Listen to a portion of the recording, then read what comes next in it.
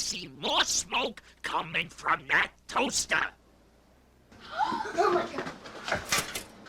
Thanks for warning us, Seymore. That's my job. I hate smoke. It's disgusting. It gives me a headache. So whenever I see it or smell it, I make this noise to warn you. Because where there's smoke, there may be fire. Good tip, Seymore. How many smoke detectors do you have in your home? Count them. Is there one outside your bedroom? There should be.